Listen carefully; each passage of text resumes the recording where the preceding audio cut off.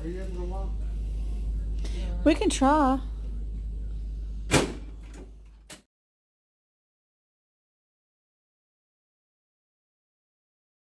As y'all have been probably following me on Facebook and some of you through Instant Messenger, Harry's in the hospital. I am home. Note I said I am home. Harry's still in the hospital. But let's rewind a little bit, okay? Let's rewind and go back to Monday. Monday was our rescheduled day with Dr. Geary to get Harry's staples out. Because if you remember, last week's video was about him falling and us going to the ER. Well, we rescheduled that appointment to this past Monday. So we went, we got the staples out. Dr. Geary said everything looked fine. I addressed him then with Dr. Geary about Harry's dizziness because he's been having some dizziness. And he told me that, well, as far as his back situation went fine, but we really needed to talk to his primary doctor, his heart doctor, his neurologist, because what was going on with that really didn't have anything to do with his back. So we already had a locust. We already had an appointment coming up with Harry's heart doctor, Dr. Belomo. And so we just decided to wait and go to that. Well, so we left Dr. Geary's appointment on Monday, got Harry into the car. He did try doing some walking with his vest. It was so hot. Like going down the alley. It was so hot, but what we ended up doing was I put him in one of the hospital's wheelchairs and finished taking him out to the car. Got him out to the car, got home. I got him out of the car here. We're going from the car into the house. Well, he started getting weak and he told me, he said, don't let me fall, don't let me fall, don't let me fall. But he was already stumbling and dizzy. So I grabbed him. I already had a hold of him, but I grabbed him tighter and was trying to keep him from falling. But the momentum was already taking him down. But what I was able to do is control the fall. So what I did was we just kind of went down so he didn't like hard fall, but he did fall, and I was able to guide him to the ground. Well, with the help of a walker and everything else, I was able to get him up, get him into the house, get him to his recliner. We thought that was the end of it. We'd get him some water, get him cooled off. Well, later that afternoon, he got up to go to the bathroom. Helped him in there. He said he was fine. So went back to the living room, and all of a sudden I heard him cry, Mel, Mel, Mel, Mel, Mel, help. Ran back in there, and he had fallen in the bathroom. Now, and of course, in this particular case, I want to specify that he didn't like fall and like hit his head on the tub or anything like that, thank God. But his legs got out from underneath him, and he was able to kind of control the fall by grabbing towels and the wall and everything, but he went down nonetheless. So I tried to get him up again, but I could not maneuver him in the bathroom by myself. So after much trying and no success, I called an ambulance. They came and helped me pick him back up. They put him in one of their special chairs and put him back in his recliner. Those guys were great. They were so terrific. They still went ahead and checked on him, but we didn't go to the hospital because he didn't, he said he felt fine other than dizzy. So,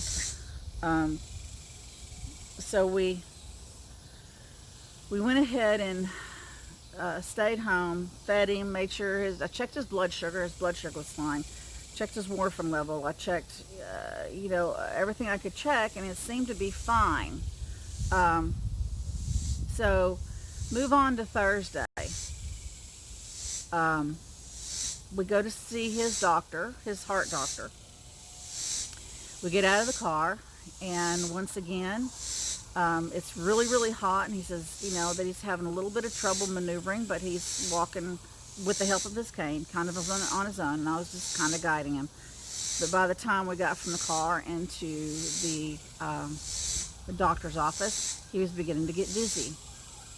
I sat him down, cooled off again. About that time, they called us to the back. He had a very difficult time walking to the back and getting on the the scales. He has dropped 15 to 20 pounds, which is good. We went in to see Dr. Belomo. Dr. Belomo, as was I, was concerned about his coloring because he was kind of gray by now. He was concerned about his speech because his speech was a little mumbly and slurred. I asked him if he felt like he had had a stroke, and Dr. Belomo said no, he didn't think so, but they were going to check his blood pressure to make sure. Well, you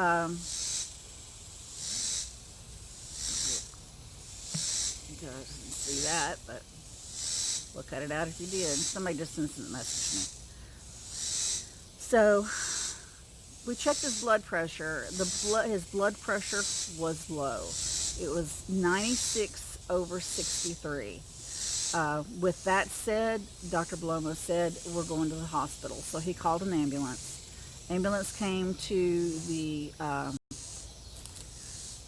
doctor's office, and with that, away we went to the hospital. Got into the ER about 1 o'clock, and the doctor that just so happened to be helping us that day was the same doctor that helped us last week. And he even asked us if we were back again. I told him the story about what happened. They ran some tests there with his blood, his urine, and everything. Did some x-rays. Couldn't find anything. They still couldn't find any reason for us to be his off balance. So the ER doctor said, you know what I want to do is I want to admit him. I want to go ahead and admit him to the hospital, and rather than you trying to Johnny Appleseed appointments everywhere and make an appointment here and get his neurologist to make an appointment to get to do an MRI and blah blah blah, we'll just admit him. We can get everybody that's needed in one place to do all the tests they need, and that'll take care of all that, and maybe we can find out what's going on. Well, that would be lovely if that's what happened. What happened was they did admit him. I talked to several people about when the neurologist was going to be in. They said he wouldn't be in until the afternoon. Early this morning, we spent the night in the hospital, of course. Early this morning, I got up because we had not planned on spending the night. I needed my medication. Harry needed to change of clothes. We both needed toiletry items. Blah blah blah blah blah. I needed to go home and check on the cats, check the house, that sort of thing. So I drove home, did all of that, got a quick shower, changed clothes, went back. Well, in the span of that time, the neurologist came in, and he spent all of about 15 minutes. Come to find out, this is later. We found out later this evening that because I kept waiting for him to come in so I could talk to him. Well, he came in and spent about 5 minutes with Harry and said, well, you know what, I'm just going to refer you back to your neurologist. Oh my God. So the one thing that we were in the hospital for did not get done. And whatever happens now, I'm still going to have to make an appointment with his neurologist and then probably get another MRI. So the whole thing of him being in the hospital was defeated. Now, the upside is that they were able to monitor his blood pressure and everything. Of course, that's whatever's best for him, that's what we need to do. But it's still kind of pissing me off about the neurologist, and that's not over yet. We finally got into a room last night at 9 o'clock after spending 8 hours in the AR in those wonderful ER chairs. Spent the night, got up this morning. I'm repeating myself. I'm so tired, guys. I'm so tired. They took care of him all day today. They got his blood pressure stabilized finally because it kept going up, it kept coming down. They checked his sugars and all that good stuff. They had him get up and walk around. Physical therapy came and assessed him because we were getting ready to do start physical therapy as well. Um, so the social worker came in tonight, and she's the one that assesses what Harry's needs are. And so the decision was made that instead of outpatient physical therapy, we're doing what you call it, acute in-house physical therapy, which means that he's going to stay in a rehabilitation facility for about a week to 10 days, and they're going to just really work him every day rather than just me taking him to physical therapy 2 days. This is not something we've done before. I do not know what to expect. I'm a little anxiety ridden. Ooh, locusts. I'm a little anxiety ridden because normally I'm there to help him in the evenings. He does have a harder time in the evenings because of other issues. When he wakes up, he doesn't understand where he's at, and he always looks for me. But we're going to cross that path when we get to it, because he and I talked about it, and he agrees, even though he's not excited about staying in a facility. He knows that it's going to be the best thing for him in the long run. So he went ahead and told me to come home tonight and get a good night's rest, and of course check on the animals and everything. And that's what I'm going to do, because I think I got about 2 hours sleep last night. I was up and down helping him all night, and he told me to go ahead and come home, get a shower, get a good night's rest, come back in the morning. He said that they can help take care of him, and that's fine.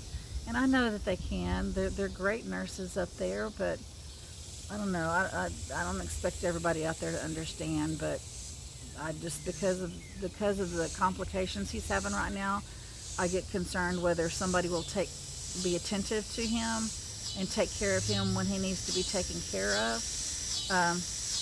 So got a little bit of anxiety going on about that, and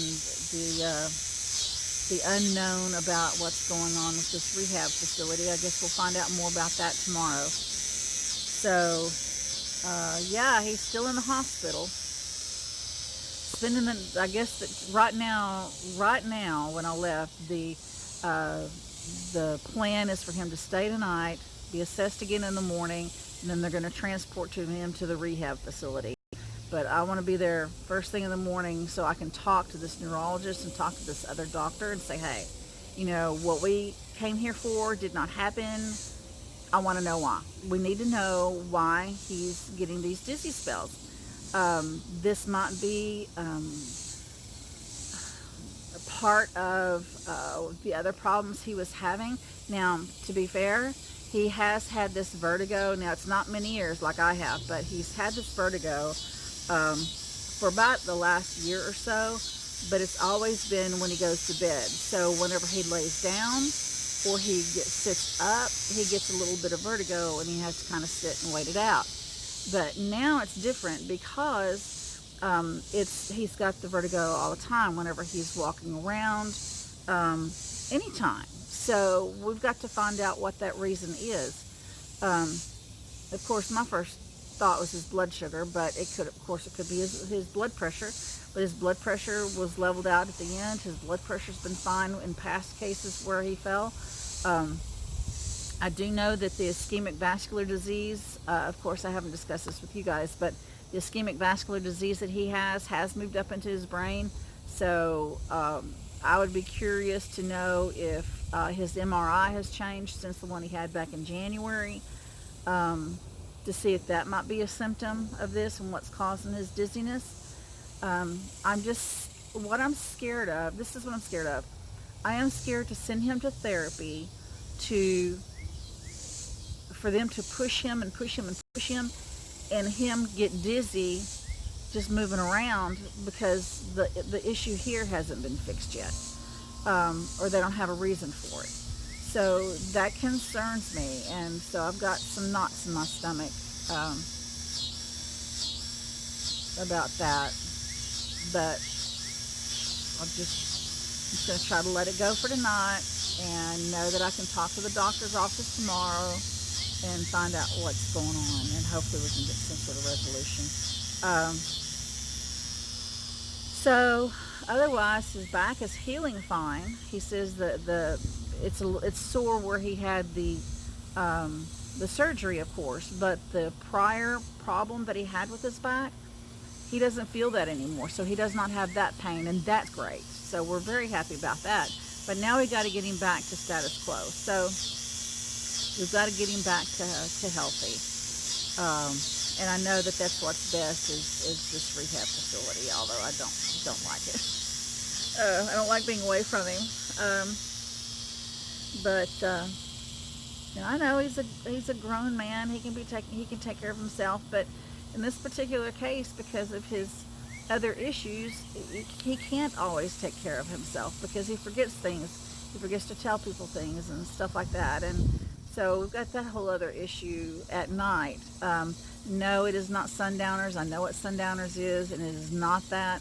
But he just seems to have some more confusion issues at night. I know I know it sounds like sundowners, but I've been around people with sundowners, and if it's going that way, that's the way it's going. But right now, it's mainly when he wakes up and he needs to see me.